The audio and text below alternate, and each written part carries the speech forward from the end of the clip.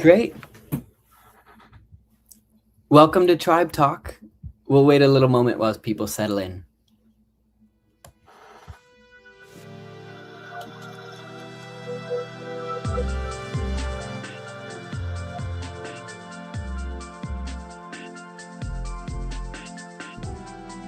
Larry, are you excited to get started? I know you. I'm raring to go. And I'm looking forward to hearing the first part. Absolutely. Well, let's jump in. Great. So, welcome to TRIIBE Talk. These are actionable strategies from current and next-gen changemakers. So first today, you'll be hearing from myself before jumping into Larry on online business. He is the online business and AI instructor at the University of San Francisco. So just to jump in first, on my end, my presentation will be on organization and time management.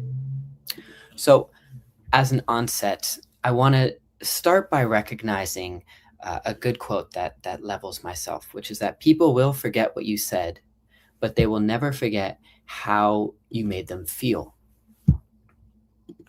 Now, before going forward, I think what that means is that regardless of the intention you have or the quality of your work, at the end of the day, all that matters is the inspiration you leave or the energy you express for someone else.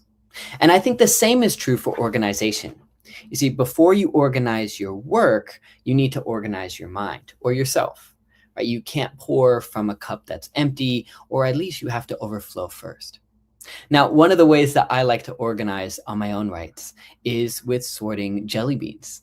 I will buy the canisters from Costco and actually sort them into individual colors before making different types of art, such as here. Now, I'm not recommending that you do the same, but I am encouraging you to explore how you might want to organize in your own life, whether it is making sure your clothes are put away, making sure that things are set up nicely, or just paying respects to the future you. Now, once that's done, you've started to build some sort of routine for yourself. But what I want to dive into first is an understanding of how to act. Now, predictive encoding from Sean Anker's book, The Happiness Advantage, is how you can prime yourself to expect a favorable outcome, since that encodes your brain to recognize it when it in fact arises. So funny story, there was a study, I believe based out of Stanford, and in it, individuals were preparing themselves for a test, right? They were told that if they would read through a page or a booklet and count the number of pages, that they received $20. Now, half the people were primed, being told, you are a great reviewer, you are so thorough, you are very analytical. And the other half were jumped in. Actually, a third section was even negatively primed. But that's besides the point. Now, when they were counting the number of pages, on page 2, it said, stop counting, there's 154 pages in this booklet. And so those that were primed positively immediately saw this page and said, oh, there's 154 pages in the book. Thank you very much. Took their $20 and left. But those that were primed either neutrally or negatively continued to flip through the book trying to count the number of pages. To make matters worse, on a later twofold page, it said in bright letters, stop here, say this word, and you'll receive $50. But of course, for those that weren't primed to see something positive, they weren't able to recognize it. Now, I think of predictive coding as a way to prepare yourself for what's to come.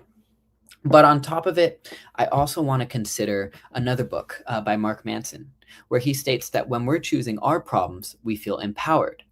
But when our problems are forced upon us, we feel miserable. Now, this type of intention is very important. You see, I don't think he's saying avoid work. And I also don't think that he means that we should strive away from those responsibilities that we may have. I think it's actually a privilege to have responsibilities, but instead it's how we view them. It's never I have to do something, it's I get to do something. And with that slight mindset shift, things that have been holding us back or causing pain become opportunities to grow. I mean, you can either look at a wall as a blockade or something to jump over. And that really brings us to the next book where I'm going to stay for a little while, which is Eat That Frog by Brian Tracy. Now, he actually popularizes a famous quote by Mark Twain, which says, "Eat a frog first thing in the morning, and nothing worse will happen to you the rest of the day." Now, to tie this into the first few, we have predictive encoding, which is preparing yourself for positive outcomes. We have making sure that you are aligning opportunities positively instead of listing them negatively. And now it is starting with the hardest task first. You see, a good morning routine starts the night before, but if you're able to prepare yourself and do the hardest tasks, the thing that takes the longest or that is holding you back at the start of the day, both when your grit and mental energy are highest, as well as when you're ready to go, then the rest of the day, of course, will be a success. You cannot have an unproductive day if your productivity has already been maximized in the morning. Another way to see this is that if you're staring at a frog, it doesn't make it taste any better. But when you're trying to pursue organization at its peak, when you're trying to maximize the 168 hours that we all have in a week, then it's important to know that whatever you do first is going to set your intention for the rest of the day. And whatever you're doing in the present moment becomes what defines you. So once again, Eat That Frog is not encouraging you to eat a frog. But I do want to encourage you to review this book as well as the others, since I think they've been not only extremely helpful on my end, but in preparing myself for what's to come, but also making sure that I know how to handle myself. And that brings me to one of the other famous books that we all know, which is Atomic Habits by James Clear. Atomic Habits states that your habits are how you embody your identity. Now, of course, James Clear has many other famous quotes from this. But something that I've taken to heart is that if you are preparing yourself for work, if you are predictively encoding yourself to say, I am someone who sees the positive, I leave room for opportunities. If you're the type of person who now, according to Eat That Frog, if you follow suit, at least at most of the time, does the most difficult challenge in the morning, then you'll more easily be able to construct a positive day. If you're the type of person who starts their morning routine the night before, if you're the type of person who's able to be productive and then continue that, well, now you've created a new identity. But what's very particular about this quote to me is the word embody. Embodying is taking something out of your mind and into yourself, right? A habit is not something you have to continue thinking about. And that actually gets to the next book by David Allen.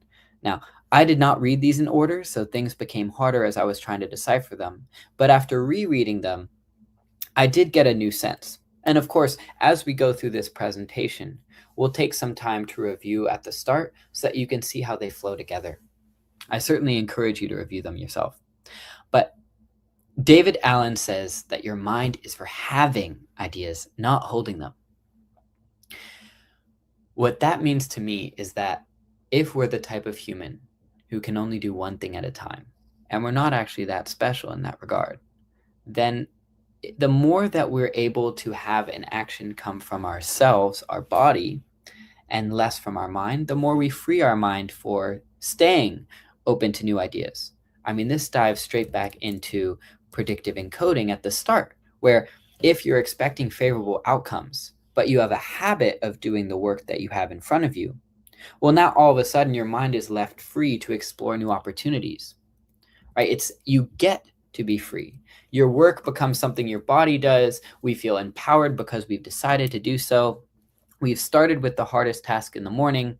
And now, as we've embodied a new habit, we've made it so that our mind can stay clear. Right? That's what I think getting things done without stress is all about. The more that we have in our head that we have to do X, Y, or Z, the less we're able to think about what opportunities we have now. Another way to look at this is, again, going back to having 168 hours in a week. If we are the type of person who considers what we have to do today and tomorrow, prioritizes the most difficult thing first, well, that's great. But what about those individuals that are perhaps night owls, not early birds? Right? What does that exactly mean? Because I'm not necessarily telling everybody to wake up at 4 or 3 a.m. or let alone 6. Well, we have a certain amount of grit each day, and certainly I'm inspired by the fact that people work at different hours. I mean, we have productivity slumps and bumps. So regardless of when your quote unquote morning is, or the best time during the day, you have to know that that's the time where your day starts.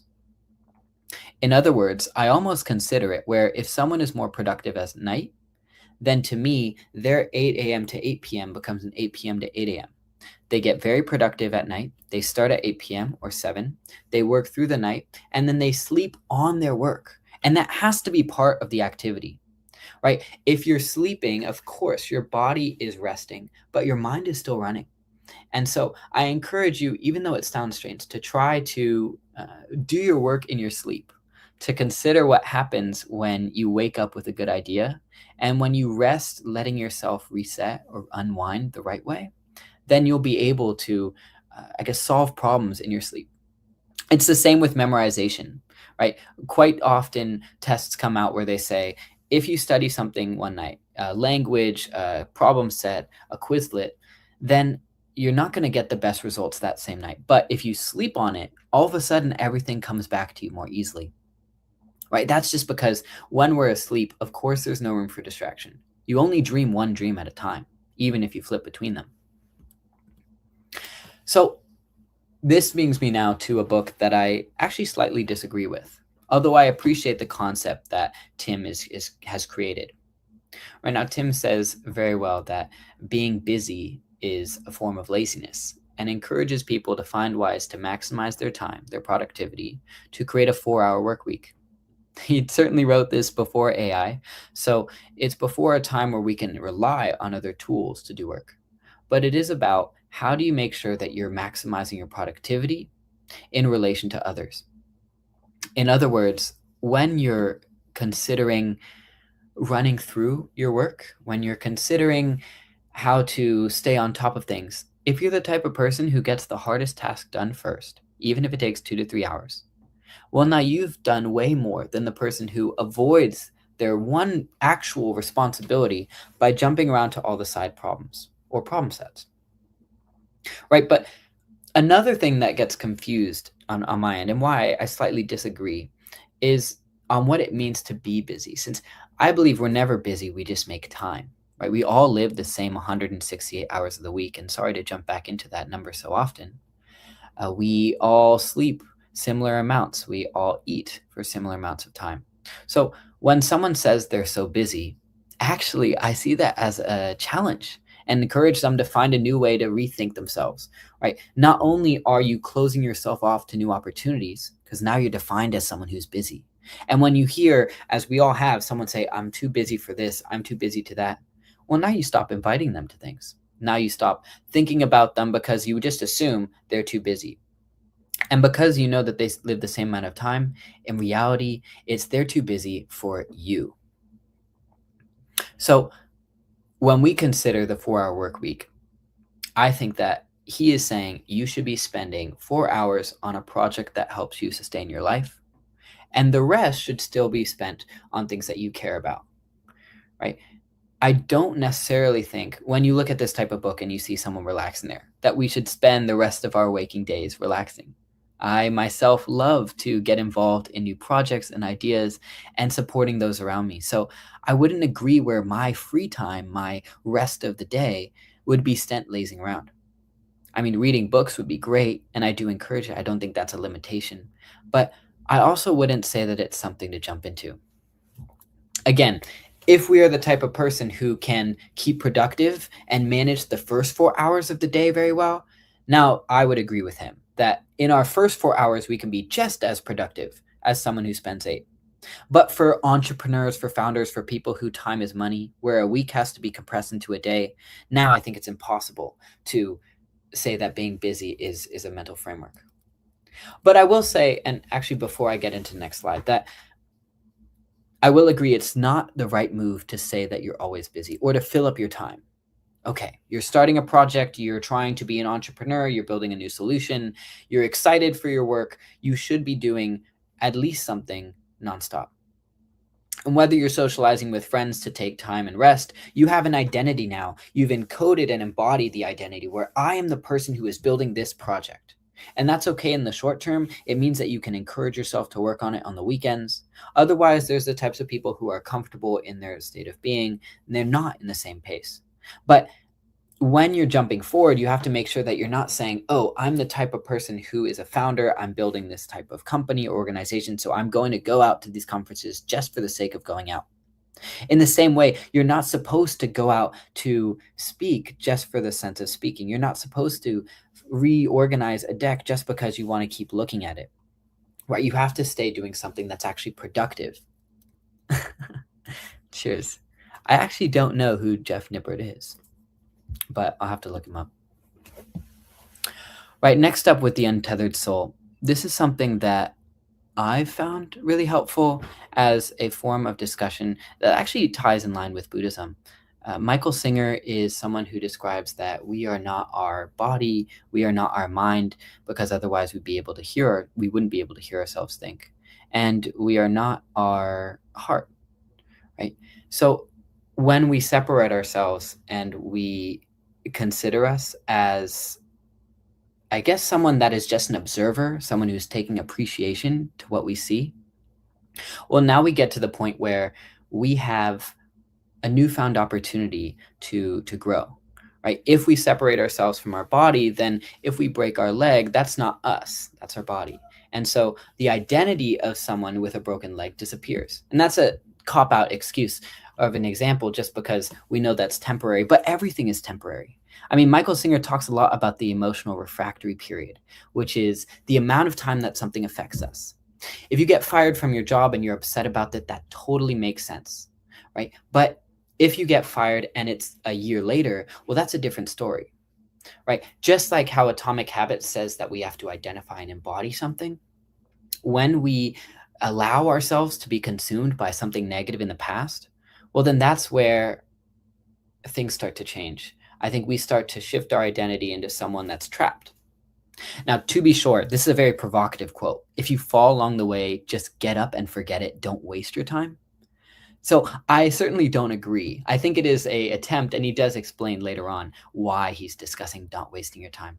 But when I see this quote, I consider first that just get up, while rushed, does not have a fixed amount of time, right? If someone passes away, if you struggle yourselves, if you are hurt, right, you can take your time to get up. And of course, most people get up, just like in a sports game, by the help of others. So when you see someone down, it's important to support. But once you're up, whether crawling, walking, or running, just like a founder, you have to look forward, right? We cannot allow ourselves to stop living just because we recognize that in life, pain is certain. Because again, just like Buddhism, pain may be certain, but suffering is optional. So again, regardless of where you're at or what challenges are facing you, whether you've already faced them or you recognize you will in the future, what a privilege that we get to continue living. I mean, because you are alive, anything is possible, right? Unfortunately, that quote isn't from Michael Singer, but I think he'd certainly agree. So I want to end with one book that actually is more of a creed, which is Give and Take by Adam Grant. And of course, this book identifies three types of people. There are givers in this world. There are those that prioritize others and try to support them. There are takers who try to maximize gain for themselves. And then there's quid pro quo, which is those that say, well, I'll give you this if you give me that. And these types of things are actually blended together. I wouldn't necessarily say that one can be perfectly one or the other. And I think it's a work in progress to be a great or exceptional giver. But one of the examples that this book that I've really latched onto is the story of Adam Rifkin. Adam Rifkin is someone who is more well known in the tech circles. I'm from California, but to give a representation of what he is, they did a study on LinkedIn to who was connected to the most influential, successful, or financially stable individuals. And they found that it wasn't the CEO of LinkedIn, which quite honestly, I don't think I'm following myself. It was someone named Adam Rifkin, who just went out and was supporting communities in California. He was a go-getter and he was a giver. And he not necessarily invented, just because nobody really reinvents the wheel. We just redesign or recreate what's already existed. But he really persevered with the idea that we should all be following the 5-minute favor. The 5-minute favor says you should be willing to do something that will take you 5 minutes or less for anybody. And of course, that doesn't just mean, oh, if you're on the street, you should be willing to go and buy food for someone else. It's not telling you to do something that necessarily costs. If it took me 5 minutes to buy someone else a car, that doesn't mean that he's saying I should do it. But when something doesn't have a negative impact on yourself, then totally he is encouraging you to support others. Now, going back again to Atomic Habits, there's this idea of a 1% increase every day. If you increase your capacity in any skill or tool or mindset by 1% every day, then at the end of 1 year, you've grown 37 times. That's fantastic. And you can do the math yourself. I might be a little off. The same is true for a 5-minute favor. If you do one 5-minute favor for someone else every day, then you've grown 365 connections. And to be sure, going back to Adam Grant's give and take, it shouldn't be about doing a favor for someone because you hope that they do a favor for you. It's the same idea, going back to Michael Singer, that in Buddhism, if you put good out into the world, it's not that you expect good to come back. It's that you put good out into the world and your world becomes good. I mean, that's the way that you want to live. That's how you surround yourself with other positive people. I mean, Adam Grant is the person who discovered that there are givers in this world who surrounded themselves with other givers, a band of people who are able to see beyond the BS and recognize those that are actually trying to do good for those around them. I mean, we look at those types of people and say, wow, they are called role models or inspirations. But at the end of the day, these are the type of people who can actually advise us on how to live a not only productive or financially lucrative, but a successful life, a well-rounded life. So again, to me, the 5-minute favor means that if I'm connecting to people every day to each other and trying to grow and foster community, especially because my entire world is in community building, well, then I've created relationships that last outside of me. And what a privilege when you have 2 friends or 2 peers and you connect them and they hang out without you. Because that means that you've spread an impact that lasts beyond you. That's the whole point of making impact. If we were only limited by what we did ourselves, and yes, I understand that there's a rise in the fear of missing out and things of that nature, well, then we'd be trapped. So again, when I look at the 5-minute favor, I see this as an opportunity to rethink our identity. I'm going to jump back again to the start with that in mind and say, listen, first off, going to the start, make sure that you organize yourself before you organize the work that you're doing. Make sure that you're healthy before you help others. Put your mask on first. Secondly, it's making sure that you identify yourself with the resolution that you can find the positives in life. Right? That also means not looking at your work as a negative, regardless of what type of work you're doing. And I'm not saying stay in something that's significantly negative, but try to find the positive that allows you to say, oh, I get to do this. I get to overcome that hurdle. I get to grow as an individual. Especially for myself and for others in their 20s or in their youth, we are looking at the world with a bright new landscape, with a fresh canvas. It's not about what people have done before we were born. It's about people will do after we're gone.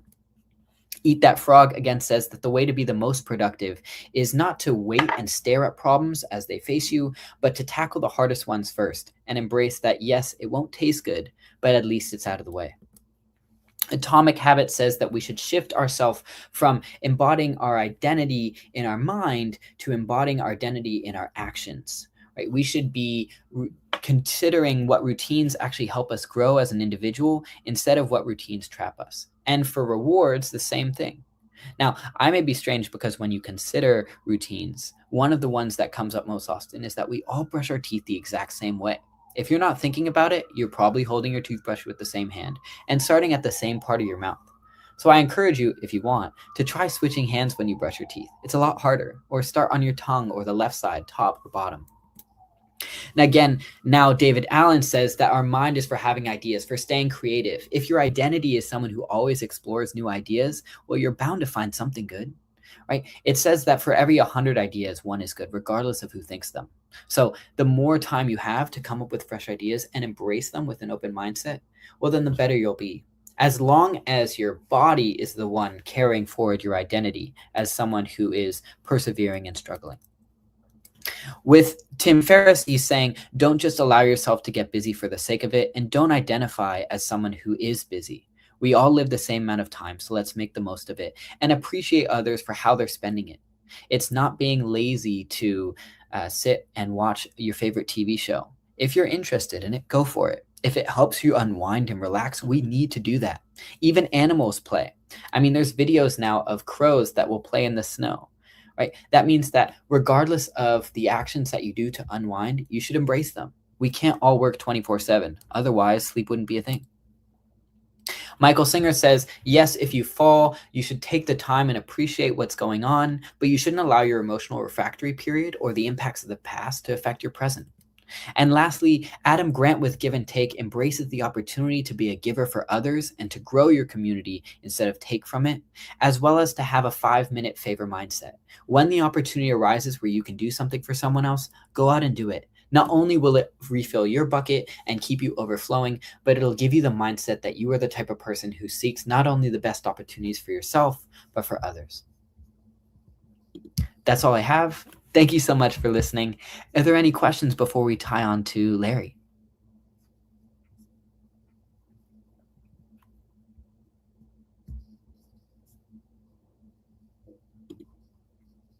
Absolutely. Giving creates a positive feeling within the giver. And I would say actually on that lens that the more that you identify as a positive person or embracing or appreciating what's to come, the better you'll be. I mean, at the least, when negative things come, you know that they will, but you'll be able to embrace them with the right mindset. Any other questions? Otherwise, I'll turn it over to Larry Ebert, the professor for online business and AI from the University of San Francisco.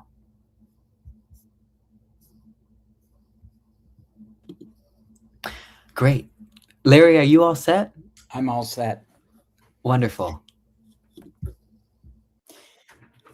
So first of all, thank you, Kyle, for an insightful and provocative talk there. I'm going to be chewing on some of those juicy insights for a while, I can see. And I just want to highlight a couple of things. I really appreciate the emphasis on putting good out there in the world and the power of giving. I think that's really important in the world at any time, especially these days. And on a perhaps humorous note, I look forward to having a 4-hour work week because that's not my experience right now, but I need to revisit or visit Tim Ferriss.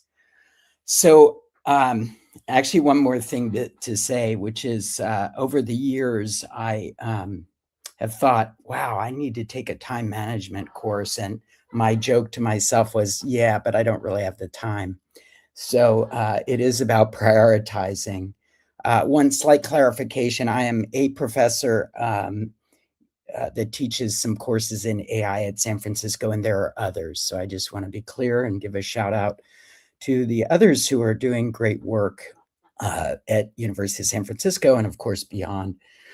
So today I'm going to give a short talk on mindful adoption of AI, lessons for mindful adoption of AI. And I'd like to begin with just a little flashback. And it goes like this. When I first moved to San Francisco a couple decades ago, I took an evening course called The Artist's Way. And if you aren't familiar with that, I strongly suggest you take a look at the book and or course developed by Julia Cameron. And it's beautiful. It's a guide to living a creative life and a valuable, valued life. And it's chock full of examples and essays and experiences, but also exercises. And one of the exercises that we did in that class was to take a crutch that you have to fill spare time. We all have something we turn to, perhaps to avoid moments of boredom or moments of loneliness or disappointment, and to pick a crutch and see if you can go a week or at least a few days without turning to that crutch. And it's not forever, it's just to do it for a short period of time. And so, for example, it might be turning on the television, or it might be surfing the internet. These days, this was before social media, but it probably for most people would be turning to social media almost reflexively. For others, it's turning to something, anything in the room to read. And what happened for me, and I think most people experience this when they do the exercise, is that it brings awareness, it brings mindfulness, so that when you return to your quote unquote normal life and you reach out for this crutch, that you do it with a little more mindfulness, a little more paying attention. And so that opens up space for choice. So there's some pause and some room to make a more thoughtful choice. You can still do it, but with a little more awareness of why you're doing it, what might be at stake. And so I want to use that as the sort of umbrella for this talk, because we're all facing use of AI, and the focus now is going to be on, for today, is on mindful use of AI. Let's see if this advancing works. Oh. How do I advance the slides? There we go. So about a year ago, I went to ChatGPT, and we're all aware of how the incredible pace of AI development, how fast it's advancing. It's really, it's stunning. And it's so vast, all the different forms of development that AI is taking, and it's all happening so fast around. It's very hard to stay on top of it for any one person. And so I went to ChatGPT and I said, how does one get one's arms around AI? ChatGPT responded, I don't know, but you'll want to stretch first. I don't know, but you'll want to stretch first. And I love this because, first of all, I love that it was cheeky with me, but it really points to this stretching that we're all doing and going to be doing for some time to really keep up and to figure out our own sort of process and what's acceptable use for each of us. And there's some stretching to do as we learn new tools and new uses. So the structure of the rest of this talk, and I'll go for about 20, 25 minutes and open it for questions, for Q&A, and I'm happy to, if it runs a few minutes over on that part, not the prior part, I'm happy to stay. So there are two parts to this talk. The first is relatively brief, which is I want to share some notable areas to watch out for, some notable cautions in the use of AI that we want to be aware of, pay attention to, be mindful of. And then I'm going to switch to lessons for mindful adoption of AI. How many? 6 or 7. And we'll see how the time goes on that. And then I'm going to close with a few final tips. So let's move into these what to watch out for. And first is we want to be very careful. Early studies are already showing, and I think our experience and observations, this tracks with what we're individually likely observing and our intuitions, that there's some potential diminishment in cognitive effort and in critical thinking skills if we offload, or when we offload our thinking, particularly critical thinking, and a lot of our effort to AI. And there are some early studies, I'll reference those a little bit later, that are showing impacts in pretty significant areas. So areas that include diminishment of problem solving and critical thinking, independent thinking, analysis, problem reasoning, argument skills, memory, creativity, a lot of areas under cognitive functioning. So we want to be watchful there. Related to that is, or related to effort, is to ask the question, are easy and fast always good? Because there's a picture, of course, of a vending machine. We can get often excellent products or content from AI, and we can get them fast and relatively easy, low effort. But what does that do for us? And what is the impact of that? So sometimes there's a positive benefit there clearly, but sometimes there is a price that we pay in the longer term. So we want to be watchful. Next is over reliance. And what you're seeing here is a picture of a car that is being rescued from a lake. And it turns out this experience of people over relying on GPS, trusting the technology over what their eyes are saying or seeing, drive into lakes. It's actually not as rare as one might think. And you can find examples of these on the internet. This is one. And so we don't want to do this. Metaphorically, we don't want to do this with over reliance with our thinking. If this is what happens with over relying with our navigation, we can only imagine what might happen if we over rely on our thinking. And we have to be particularly watchful or careful because studies, even before generative AI came along, show that humans tend to over defer to or over rely on automation or machines. It's just what we do as humans. There are a number of reasons behind that. So we have to push back against that. Next is content that isn't real or isn't true.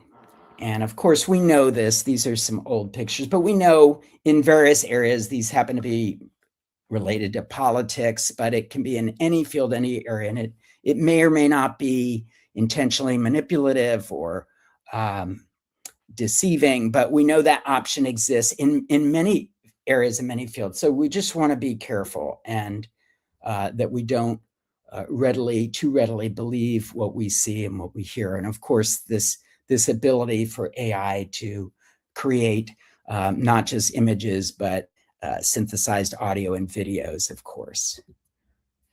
And there is a growing concern also, lastly, about homogenization from AI. And this is a very real concern. Early studies show that AI can lead to a flattening of expression because with its stochastic prediction of the next word, it can lead to kind of a uniformity. It can ignore idiosyncrasy. It can collapse ambiguity, which is important for social nuance. It can reinforce cultural norms and biases. It can become an echo chamber. So we want to be careful and we want to embrace our own uniqueness and remember the value of authenticity. So now let me set up the lessons. And I want to go back to the topic, one of the words in the topic, mindfulness. And mindfulness is really about awareness and presence, being here now, right here, right now. I'm not in the past. That's already happened. I'm not in the future. That hasn't happened yet. Being right here, right now, and being awake and present. And that creates space. That creates space for making better, less reflexive choices. And so that's the goal, the principle here. I think of it this way, and this is a quote I've constructed, but really from Buddhist teachings all along the way. So it really belongs to others in parts. That mindfulness enables presence, which opens space for wiser choices. In particular, to react without being reactionary, without being impulsive or reflexive, or just turning to something without thinking about it. I think, Kyle, you used a toothbrush example. In that case, it might be fine, but there are other times when we want to create that pause and question before acting, why are we doing this? Does it serve us to ask that? I like this quote from Thich Nhat Hanh. Mindfulness helps you go home to the present or come home to the present, be right here.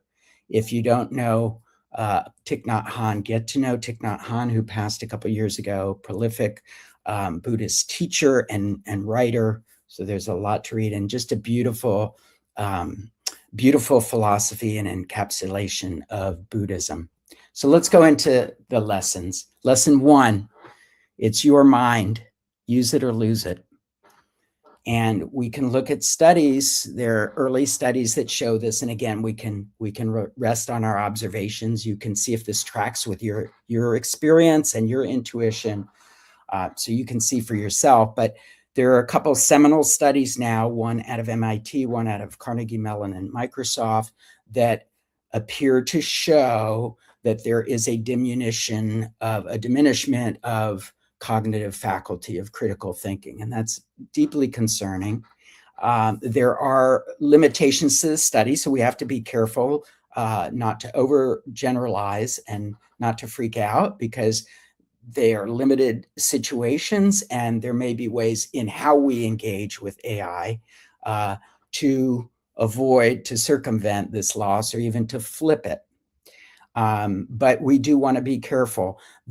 My favorite is this top article. I won't go into it now, but I will say that the Carnegie Mellon Microsoft one, to me, is interesting because it makes observations on the changing nature of critical thinking in a world with AI. So where we practice or exercise our critical thinking may change, as well as how it relates to our confidence. Super interesting, but it is a very real concern. So what can we do? Well, the first thing we can do actually is be aware, pay attention that this is something that can happen. And so that awareness gives us a fighting chance then to push back against it or do something different. But more specifically, we can engage in something called suitable struggle. In the field of education, there is this concept, this notion of suitable struggle, also called desirable difficulties, which says that within a certain zone of required effort because of difficulty or struggle, learning happens the best. Learning happens the best in the zone because there is some efforting, because there is some struggle. And so we don't want to give that up. We don't want to, just because something is becoming a little difficult, just immediately run from it, run from the discomfort, and hand it over to AI. Engage with the struggle. I sometimes say, don't lose getting lost. There's something beautiful that happens when we get lost, when we puzzle with something. It engages a different set of muscles, mental muscles, and we start to build confidence with dealing with struggle and with puzzles and with grapplings. So, suitable struggle. The next thing we can do is to add to the pause of mindfulness is before making a choice, we can ask ourselves some questions. One question we might ask is, does my use of AI right here, does it contribute to or rob me of something? Like it might be critical thinking, relational skills, relationship with others, etc. To ask that question. So we do it mindfully, again, like the artist's way, creating that pause. So we do it at least with a little more awareness, eyes wide open. Second question, does this AI free me up to do more meaningful tasks? Or is it a replacement for my work or for me? And we want to be honest with that. And as Kyle, as you mentioned, there are times absolutely when being freed up to sit in that hammock framed by 2 palm trees is a beautiful choice, especially if it's a certain type of rote work or something that doesn't contribute in some way to our own thinking and muscles and progress. But to ask that question. And the third is to ask a question about how you're going to engage with AI. Do we use AI to deepen the inquiry, or do we use it to replace the inquiry? Just ask AI, hey, AI agent, do this, or ask a question, accept the output. There are other ways to engage with AI. I won't go into all of them, but I'll share 1 or 2 of my favorites. You can have AI play a debate partner, create a simulation, play Socrates, do the Socratic method. My favorite is to what I call, I talk to dead people. I talk to dead people. And it means I have a conversation. I've had an amazing conversation, for instance, with Mark Twain. super interesting and deep. And separately with Krishnamurti, a Buddhist scholar, incredibly insightful and deep, had ChatGPT or some other LLM role play this person based on all their writings and talks. And it was incredible. So we want to ask that question of how we're engaging. Another example is if you use AI in editing your writing, and I'll talk more about the importance of going first in writing and in many tasks, but if you use AI in editing, don't just ask it to rewrite it. Ask it to explain why it's making the suggestions it's making so that you can learn for future writing and for future reviews and critique of writing. And if you want to go even further, even better is have AI not give you an answer, but have AI tell you what isn't as strong as it could be in your current writing without giving the answer yet. And so these are ways to advance learning and understanding that you can take with you. Here's a picture of me talking to dead people. So shout out to Joel Haley Osment. Lesson 2, effort begets value. And this is one of my favorite quotes. Excuse me. What we obtain too cheap, we esteem too lightly. It is dearness only that gives everything its value. And this comes from a founding father, Thomas Paine, 1776. Just little context, dearness in this construction refers to not just the price of something in monetary terms, but the non-monetary price that we pay. The effort we put into something contributes to its value to us and to others. And the struggle, at this time, Thomas Paine is trying to drum up support for the Revolutionary War. So we're actually talking about folks who may be giving blood, contributing their, really putting their life on the line. But what we obtain too cheap, if something is just given to us, if we get all our products, our work products or our papers, if it's in school from AI, and you can see if this is true for you, but for most people, we esteem it lightly because we didn't put in the effort. Lesson 3, question everything you consume. And you already know this because you know how much content can be, artificial content can be created, whether it's intentionally manipulative or not, but we want to be careful.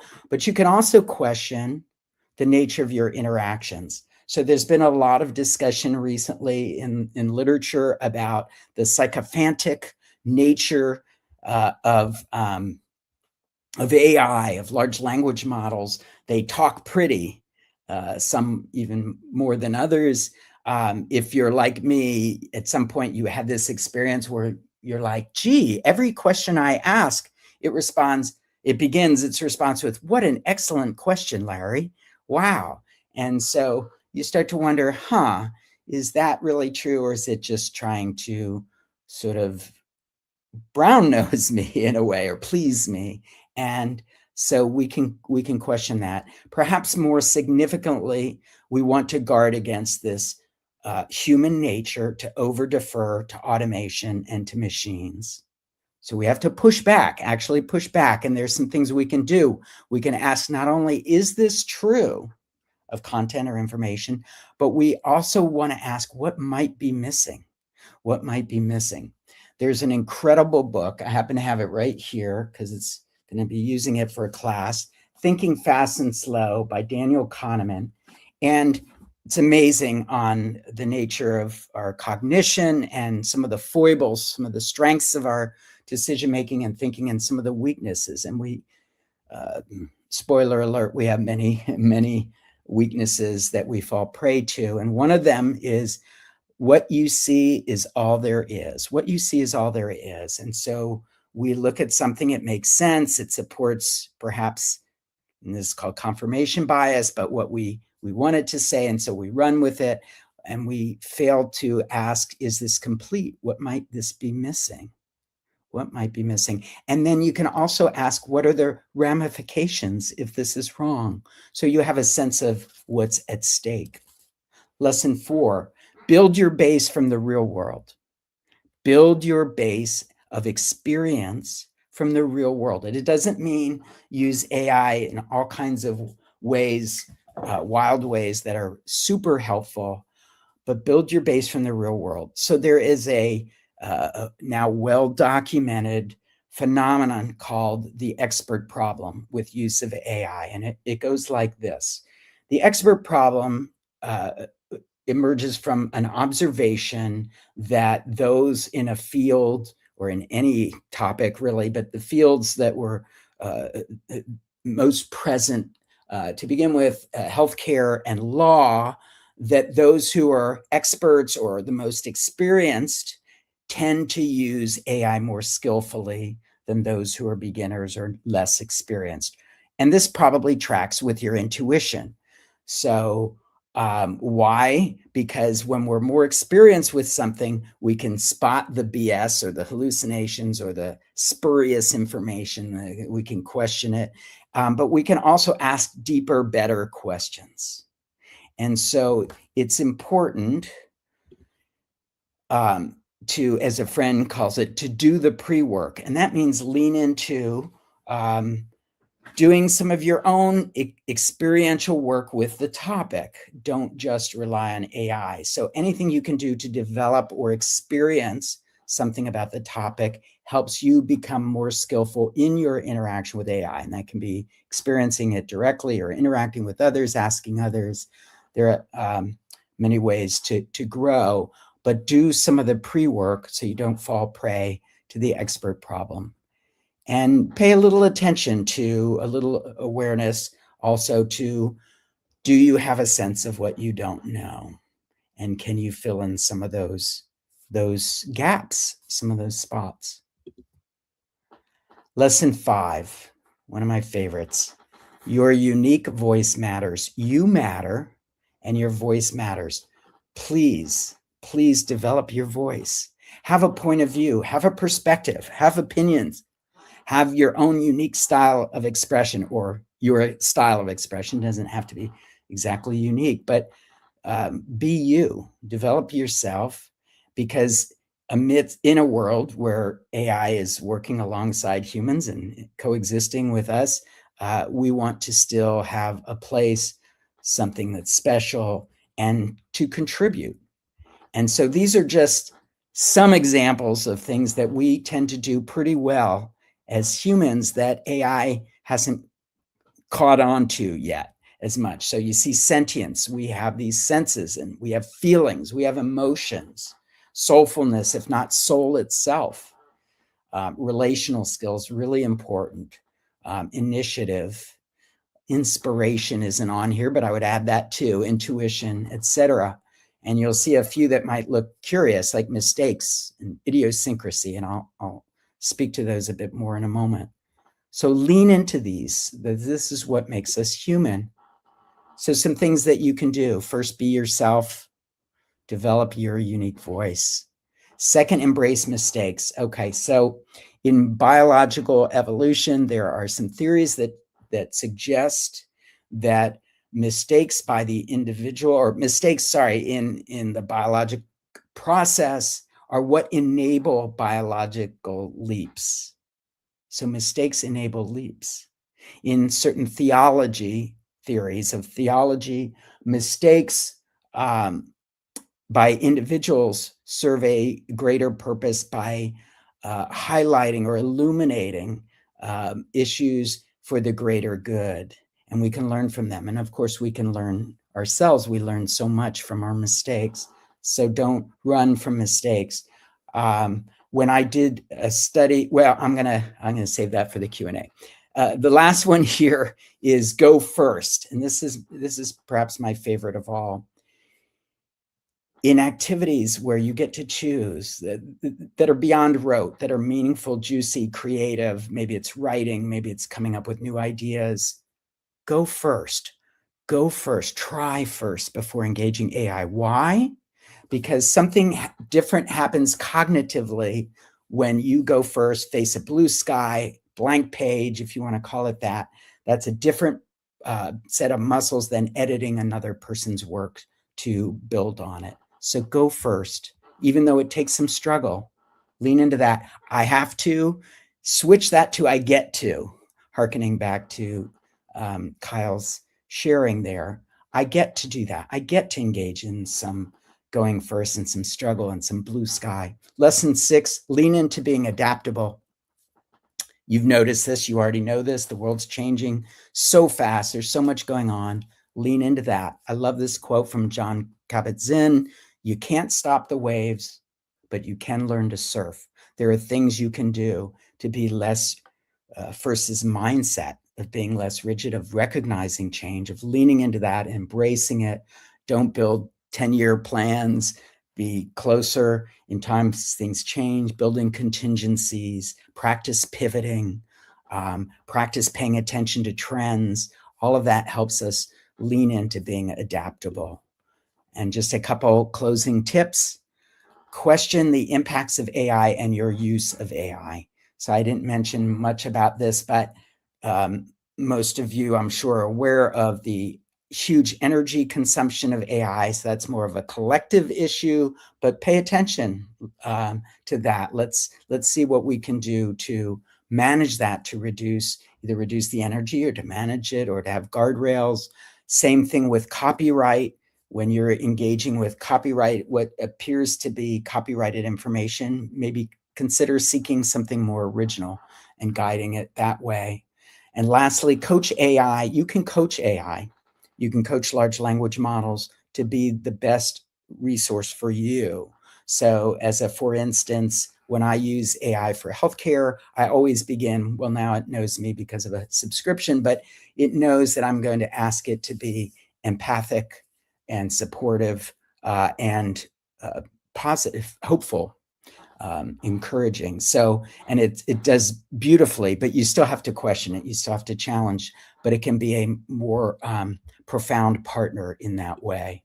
So those are a few thoughts. I hope that's helpful. I'm going to open it to questions. We're on this together. My digital twin, back when I had a goatee, it turns out my digital twin has the exact same. Oh, it didn't. When it went to PowerPoint, I see it's a little messy. But anyway, you're welcome to reach out to me. So let's open it to questions. And Kyle, I'm not sure the best way this happens mechanically. Yeah.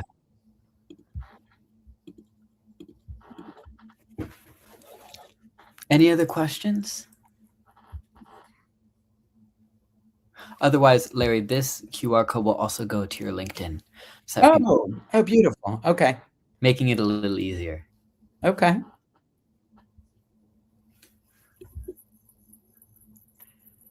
Wonderful. Otherwise, thank you all so much for coming to this next week's episode of TRIIBE Talk. If you're interested in the next event, you can scan the code and join there, as well as to get involved and reach out on our LinkedIn. We do really appreciate you guys taking the time to support. And yes, whereas this is a wave and you can have your own opinions, Larry, I'm curious on your thoughts on this one, whether AI itself is like how we can perceive frustration with AI. What do you mean? AI having frustration, or our frustration with what it's giving us? Or sorry, what? Like how should we react when we feel frustrated or upset against AI, whether it's in replacing our work or jobs or making us feel lesser? Oh, interesting. So that's on a more than just like an individual prompt experience. I think we can use that frustration to pay attention to some very real issues. There are not small issues out there that we really need to pay attention to. There are, the fact that we even have language like P doom, if you haven't seen that P and then parentheses doom, that there's a chance that AI active discussion about that probably they can destroy the species. I think it's reasonable to be a little concerned. And so I see we have a question here, but I think we can participate in that. We can contribute our thoughts. We can act on that frustration. We can channel it. Is there going to be a time AI will be indistinguishable from real people? Well, I'd love to ask the asker their perspective, and so they can write in. But I guess I'll share mine, which is I think it's a whole spectrum. If you may or may not know Yuval Harari, who wrote *Sapiens* and *Nexus*, a really wonderful philosopher, historian. And one of the things he says is that it's a mistake to think about AI just from the human lens of our type of intelligence, because AI is going to do some things under the guise of intelligence that are different from human intelligence, and we're probably going to still preserve certain characteristics of our intelligence that AI won't have or won't have in the same way. And so we can look at it a little different. So I don't think it will be exactly the same. And yeah. I worry that AI is eroding my students, this must be a teacher, confidence and creativity. Yeah, I share that. They are more concerned with being smart and getting good grades than in learning. Wow. Well, thanks for that. Is there a way for that to stay up there, by the way? I might want to reference. It's neat. So I would say a few things here. First, I would say that, and this may not come as a surprise, or it may come as a surprise, I think we have to completely reimagine education. As you can imagine, because of what AI can do, it's sort of like an all bets off kind of situation. We have to rethink our assignments, our method of teaching, our assessment, all of that, our motivation. I think anything we can do that steers away from getting good grades or getting a check mark, anything that steers away from just outcomes and steers it more to the journey, the learning that happens along the way. And there are ways to do this. It's not always easy. It takes work. We'll have to make some changes as teachers to work with AI that can personalize certain types of education. So there's a lot coming down the pike, but part of countering the erosion of students' confidence and creativity, I think, is one, speaking to it, the importance of it, raising that awareness, and then giving assignments that help boost that, maybe even certain assignments, not using AI right from the jump to help build that and to show some of the journey, and then to engage in AI to teach some best practices or practices in engagement with AI that deepens inquiry, that deepens creativity, and maybe that form of confidence in the use of this technology. So those are a couple thoughts. As of late, I am attempting to be more mindful of my usage. Beautiful. I see how it has impacted my thought process and even learning. Yeah, it's great. I mean, it starts with, there's some saying, I forget what the percentage, but awareness is the first 80% or something like that, 50%. So that's the first step, is being mindful of the choices and the impacts. And then, is this channel generated by AI? I'm not AI, I can tell you that. I'm pretty sure Kyle's not AI. Yeah. Well, Larry, thank you so much for coming You on bet. to You bet. share your experience. I really appreciate it. Thank you all for coming, and have a wonderful rest of your day. Take care. Take care. Bye.